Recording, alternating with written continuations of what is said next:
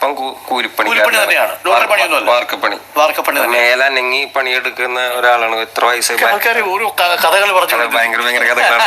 അപ്പൊ അതിലൊന്നും പ്രേക്ഷകർ കരുതണ്ട, ഇതാണ് വാസ്തവം കേട്ടോ. അപ്പനൊരു ദിവസം ഇത് കണ്ടിട്ട് വീട്ടിൽ വന്നിട്ട് ഞാൻ എപ്പോഴാണ് ലോട്ടറി കിട്ടാന്നൊക്കെ പറഞ്ഞിട്ട് എന്റെ അടുത്ത് ദേഷ്യപ്പെടുന്നത്. ഞാൻ എനിക്കറിയാൻ പാടില്ല. അപ്പൊ ആൾക്കാർ ഓരോന്ന് പറയണതാണ്.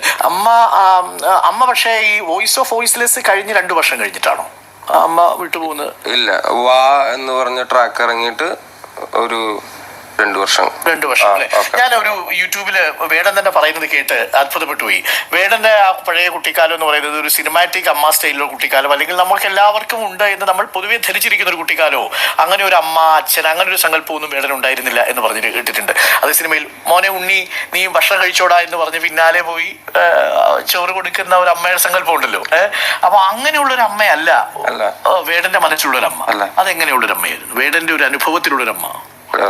ഇതിനിപ്പോ എനിക്ക് തോന്നുന്നത്, ഈ നമ്മളെ പോലെ ഈ അധസ്ഥിതരായ ഒരുപാട് ജനങ്ങൾ തിങ്ങിപ്പറക്കുന്ന ഇടങ്ങളിലെ അമ്മമാര് എല്ലാവരും ഇതേമാതിരി മക്കളെ കുറിച്ച് ആലോചിക്കാനോ മക്കളുടെ ഭാവി എന്തായിരിക്കുമെന്നതിനെ കുറിച്ച് ആലോചിക്കാനോ അവർക്ക് പറ്റുന്നില്ല എന്നാണ് ഞാൻ വിചാരിക്കുന്നത്. അവനെ പഠിപ്പിച്ച് ഒരു വലിയ നിലയിലാക്കണം, സ്പെഷ്യൽ ട്യൂഷൻ അയക്കണം എന്നുള്ളതിനെ കുറിച്ചുള്ള ഒരു പ്രാഥമിക ബോധം ഈ അമ്മമാർക്ക് ഉണ്ടാവില്ല എന്നാണ് ഞാൻ വിചാരിക്കുന്നത്. കാരണം എന്താണെന്ന് വെച്ച് കഴിഞ്ഞാൽ അന്നത്തെ കാര്യങ്ങൾ പട്ടിണിയില്ലാതിരിക്കാൻ വേണ്ടിയിട്ട് ഓടി നടന്ന് ജോലി എടുക്കുന്ന അമ്മമാരെയാണ് ഞാൻ കണ്ടിരിക്കുന്നത്. ഞാൻ അതല്ല. Hello guys.